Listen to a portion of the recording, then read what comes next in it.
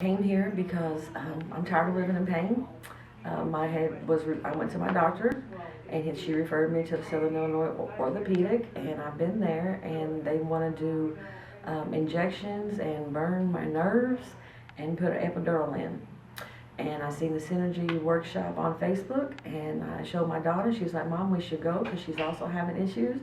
So we came to the workshop, and I said, "I'll do whatever I can to get rid of this pain," because I have 2 grandkids that I want to be able to spend more time with and do more things with. So this is my first day. I got to see Dr. Sabrath, is that his name? And his wife. And after seeing both of them, I'm able to get up and down without pain. And I was able to pick up my purse for the first time in years without feeling that pain in my shoulder and my arms.